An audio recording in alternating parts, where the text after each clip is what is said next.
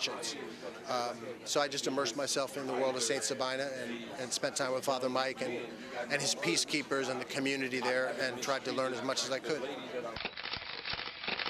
We love you on Windy City Live. Yes, we do. Tell us, how did all this happen? How did this come about? Well, I play me. I play Val Warner in Chirac, which is really cool. So when people see this movie, they are literally seeing Val, and I am a reporter in the movie.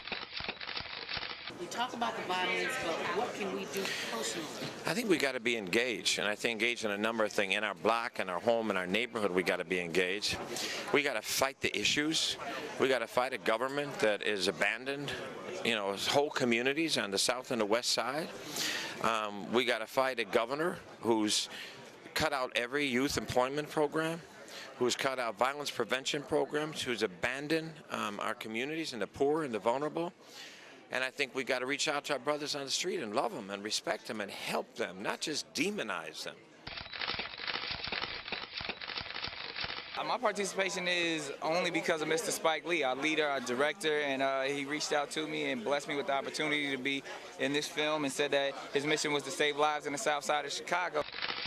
I'll just say like this. First of all, give you the history of coming to Chicago and telling my jokes as a young cat. I'm 37 now. Started about almost 15 years ago. Elroy taking me under his wing, let me do some jokes here and there for the radio stations and all that kind of stuff.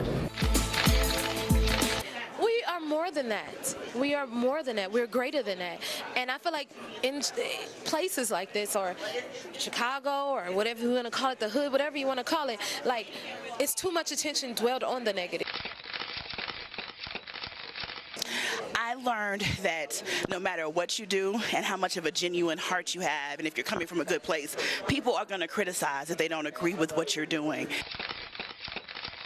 Hi, we're from Empire, and you're watching the Higher Learning Network. So how long have you been standing here? Not too long, like an hour. So we're moving in fast. This is a good sign. Yo, what's up? It's your man, Tony Schofield from 106.3 Chicago's R&B, and you are watching Men on Higher Learning. Now, I used to hang around with some men that was into some higher learning. It just wasn't that kind of higher learning, but I got myself together now, okay? What is it that you do in your quiet time, in your meditation time, that allows you to bring us the films that you do?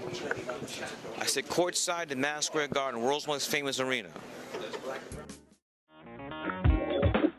Women have the power to transform this world. We can end crime and violence if we all agree to do one thing: share.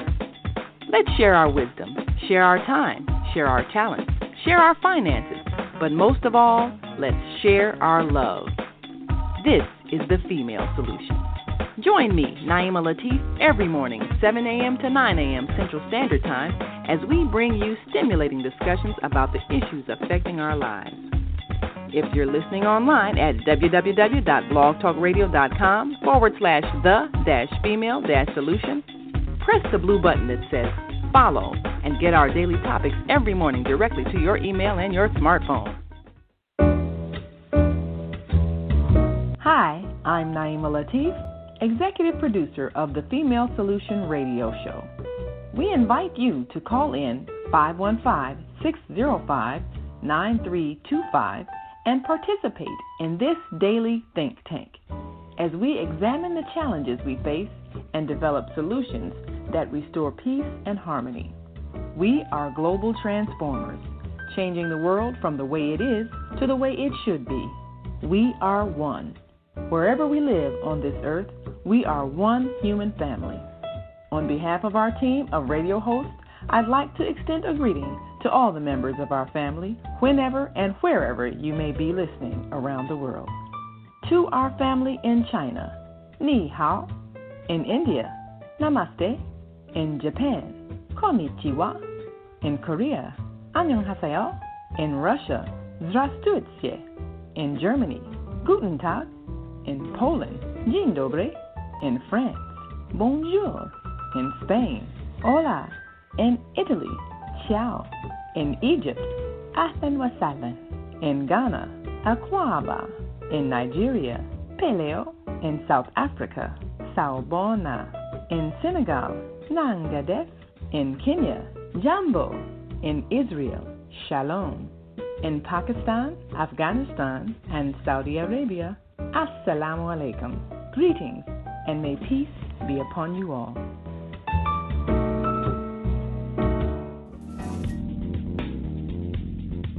Is Monday morning a struggle to get out of bed, into the swing of things? Well, don't worry, you are not alone. Join us for thought-provoking, stimulating, and mindful conversations on higher learning with ZeldaSpeaks for your Monday morning mindfulness session on Blog Talk Radio, The Female Solution, Mondays, 7:30 until 9 a.m.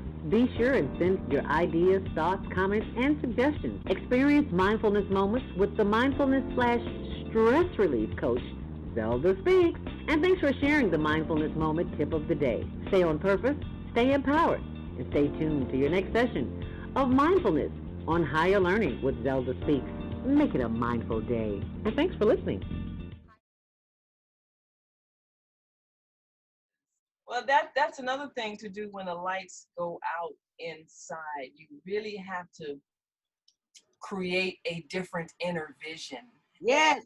That takes some practice, because if you have been inputting into your mind all the negative images, all the sad, depressing, fearful things, then what materials do you have to work with? You only have your own images that you put in your own mind to work with. So you have to put some different images in your mind.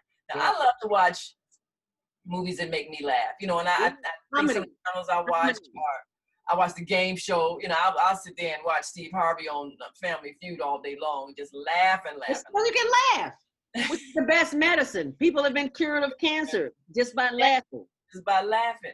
So, I watch those. I watch the the Hallmark Channel. You got the little love stories, and those always end, always a happy ending and wonderful love story. That makes me happy, So it's things that can lift my spirits, as opposed to watching some show where somebody got mutilated, or just all the sad, horrible stuff. I don't put it in my head. I don't put images of violence in my head, because why would I do that? I don't want to see it in real life. I don't want to see a simulation of it. I choose not to see those kinds of movies because it's embedded in our tissues. That's why we have issues in our tissues. Look at all the garbage we're allowing in. As much as I love ramen noodles, I can't eat them. Because they make me ache. It make my joints ache because it's plastic. Ooh. I'm just saying. They told me that. I'm like, oh. They didn't lie. They did not lie. Disclaimer. So if they decide to come after me, that's what happened to me. Okay, and I will go. Y'all like plastic? It's okay. We ain't saying don't eat plastic. I just won't eat plastic. Even if you wanna. It's 7:58. If you just joined us this morning, I do hope you have taken the opportunity to do your breathing this morning. If you haven't, you can always go back to the archives and hear it at the very beginning. But I'm joined by my sister of the microphone, Naimah Latif, executive producer of The Female Solution. And we're talking about what happens when the lights go out. If you want to join the conversation, 515-605-9325, press 1 to speak. And I've got a little PSA here for you. That's a public service announcement for those who don't know. As I was at the food pantry as a volunteer last week, the Legal Aid Chicago representative came in and she asked me if I would announce this on the show. And I said, absolutely, free legal services, because we're all going through something, some just going through a little deeper. Legal Aid Chicago is offering in-person intake at Austin at Westside Health Authority, Monday, Wednesday, and Friday from 10 a.m. to 4 p.m. It's at 5422 West Chicago Avenue. They can help you with problems, but not limited to bankruptcy and debt defense, domestic violence and sexual assault, evictions from subsidized housing, expungement of criminal records, foreclosure, Medicaid and food stamp assistance, unemployment, wage claims. They cannot help you with criminal, personal injury, probate, or traffic offenses. And their number to call is 312-472-5600. 423-5904. And you can also apply online at legalaidchicago.com. And there's a young man, Mary Joyce referred Joseph Green, and his number is 773-241-1115. That's Joseph Green, 773-241-1115, referred by Mary Joyce. So if you have legal issues and you can't afford an attorney, legal aid is free. And remember to tell them you heard it right here on The Female Solution. It's 8 a.m. and we have to take our next commercial break. So you stay close and we'll be right back.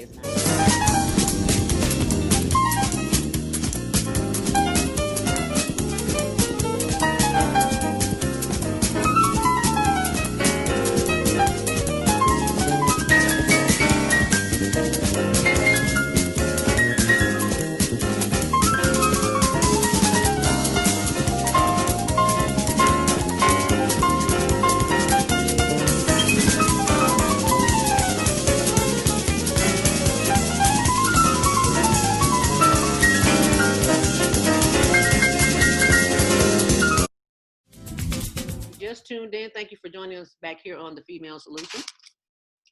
Higher Learning with ZeldaSpeaks on Monday Morning Mindfulness. I am joined by my sisters of the microphone, and that is the Executive Director, Naimah Latif, who joins us as we go to the phone lines this morning talking about what happens when the light, not if, when the lights go out. And we are joined by 773-436. You are live on the Female Solution Grand Rising. What's your name? Where you calling from? And what's your comment? How are you? Greetings, Global Transformers. That's Mama D. Yeah. Thank you so much for joining us, Mama D. Yep. You know, every time there was a storm, I came to Chicago when I was 10 years old. But in the South, we had what was called a storm house. So every time there was a storm or a tornado, we would go down into the storm house. Yeah, the storm shed. Yeah. And remember on the Wizard of Oz where they went down in the That's it. Yeah, one of them. With our own thoughts, will the house be there when we get out of the storm house? Whoa. Because we were focusing in on hearing. And it's very interesting. We used to have a Montessori lessons for our children, and we told them to make a silence. Because usually we're not aware of all the sounds that are going on because we have the sense of hearing. So there's all kinds of sounds that are happening, but we don't focus in on those sounds. So when you make a silence, you hear, and then after the children, because we're always telling children to be quiet or quiet down. But then we are telling them to make a silence. And then they close their eyes and they're still and they're hearing. And then about when maybe 3, 4, 5 minutes is over, and we ask them, well, what did you hear? And when you are making a silence, you really can't hear. You hear someone was talking, or you heard footsteps, or you heard the siren, you heard all kinds of stuff. So that's one thing you can do when the lights go out is concentrate on those things that you really don't hear when the lights are on. Wow, that's different. You know, I love me some Mama D. She brings the best. I wish I had been in Mama D's class when I was 2 and 3 years old. Okay. I would have had fun. You know, learning's supposed to be fun like that. When instead of sit down, shut up, make a silence and see what you hear. I mean, how much fun is that? You know, and then you're sitting there listening quietly because you want to hear stuff. So, I mean, see, this is what I'm saying. These are the kind of things that we change when we develop systems that are loving and encouraging. And this is the kind of learning that children need. So if you're in your house and the lights go, I love that. Make a silence. Make a silence. I got to write that. And then you'll hear things. Because one thing you realize you don't hear the refrigerator humming if the lights go on. You don't hear nothing. You don't hear nothing. Like, wow, I don't hear that hum that the electricity brings.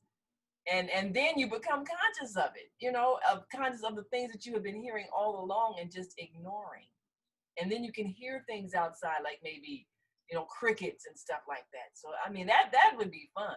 I think that's a good activity for parents, especially if they've got children. Some of the, I think what happens is it takes some of the tension away. But because it was the storm house before, when the storm happened, there was this sense of you not knowing. Because sometimes that was the whole purpose of the storm house going underground, is because up top the wind and everything is blowing, and when you come out of the storm house, your house might not be there anymore. But consciously telling children to make a silence, and when all they ever hear is quiet down and be quiet, that's the purpose of that, and they love it. Now the other thing is like laughter. Laughter is the best medicine. And what I don't have cable TV, so what I like to watch is those videos about people doing normal things. You know, you get as heavy as you are, and you're getting on this little bitty thing. You know it's not going to work. So you already set your funny bone to what's going to happen.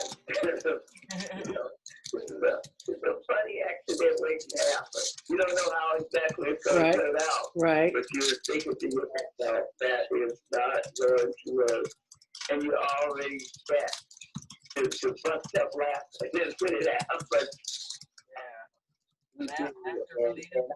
I used to talk about how many muscles it takes to frown and how many it takes to laugh.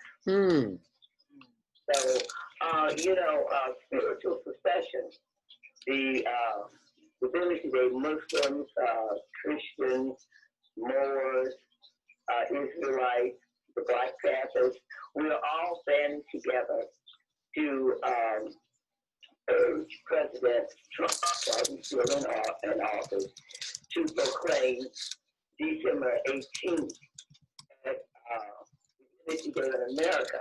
Now, it marks the 155th anniversary of the ratifying of the 13th Amendment.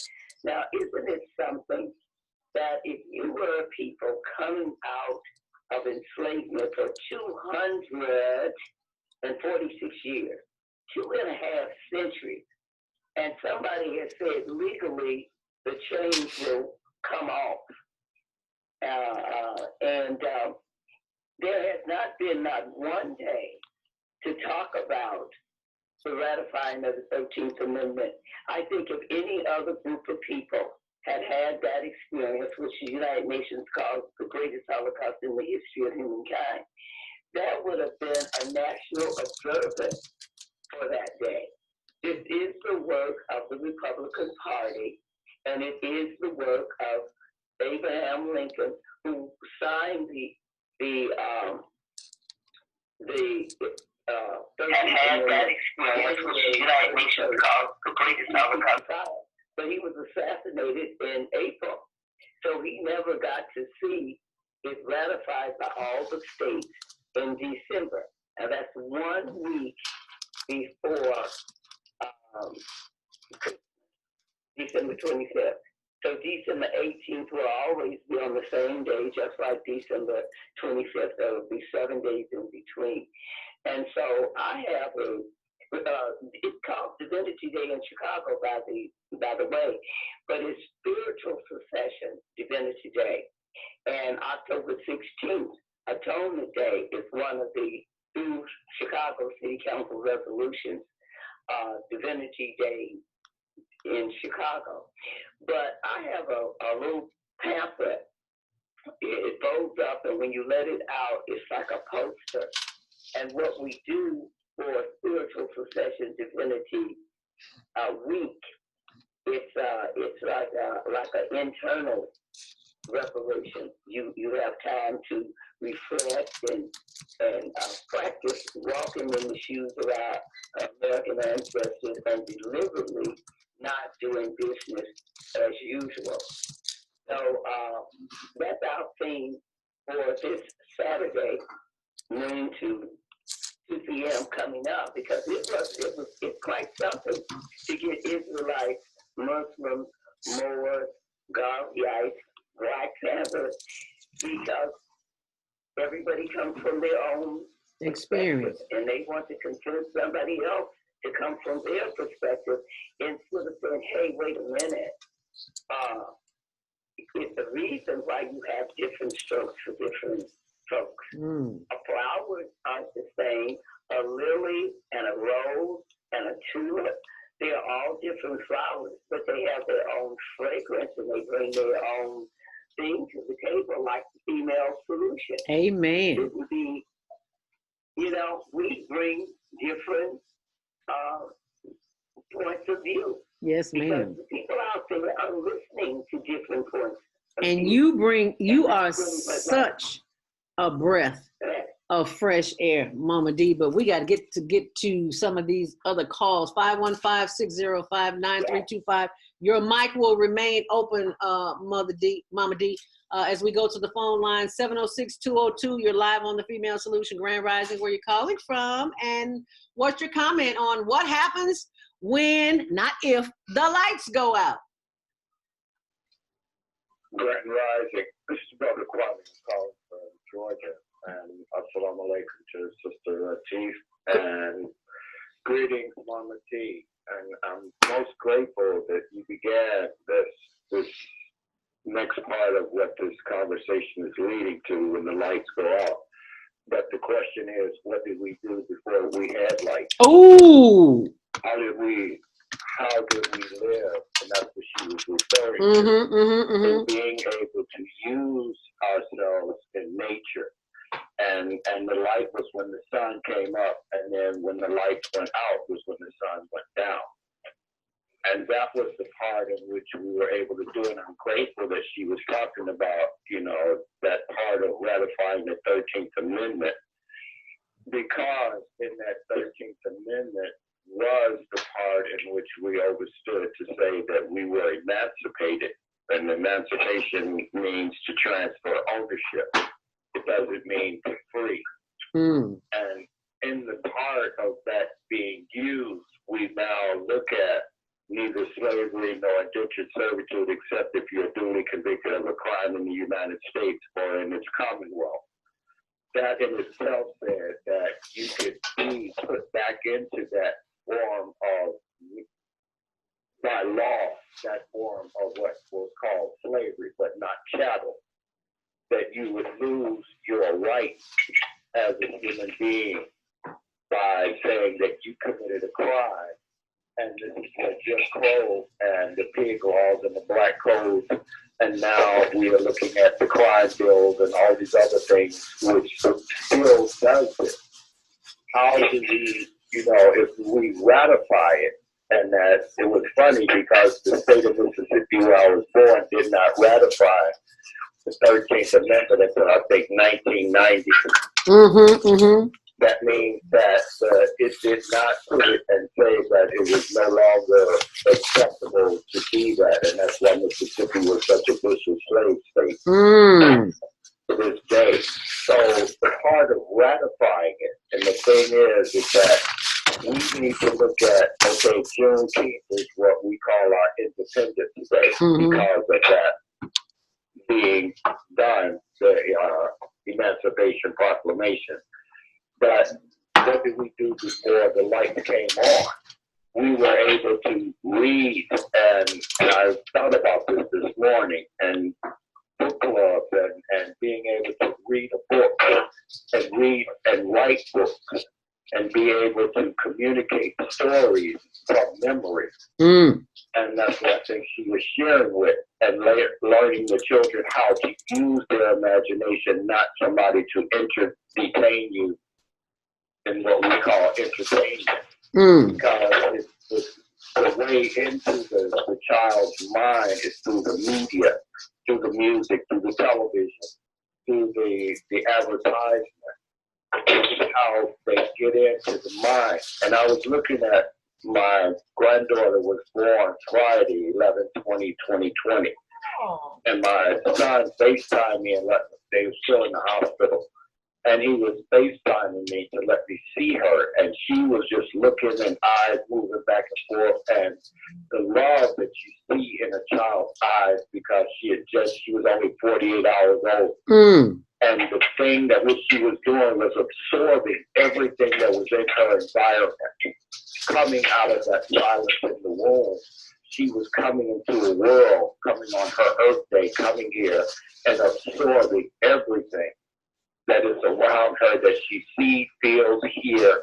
And most of what it is that what she hears, because even when she sleeps, she's hearing what's going on in the world when she comes out of that water, because in water, you don't hear because your ears are plugged. So now she's absorbing everything into her mind that comes through her ears. I hear pots in the background. Who is that cooking? In the word, right. And if you look at the word heart, in the middle of it is ear. Ah, yes. It sure is. And so it's understanding that our ears, we have two ears and one mouth. And my grandmother used to always say, use the better of your two. Is to absorb and listen. And you have two eyes, and to absorb in what you're seeing. We're used to seeing as opposed to reading. Yes. Yes.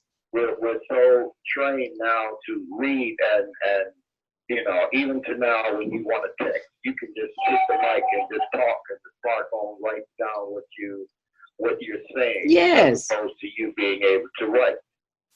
And how many of us still do cursive writing because there's no penmanship taught? Right. Wow. Well, I still write, and everybody always asks me, why are you writing that down? Why don't you just get in your cell phone? No. I'm doing things my way. You do things your way. This works for me. The cell phone works for you, but I have a relationship with the pen and paper because I'm a writer.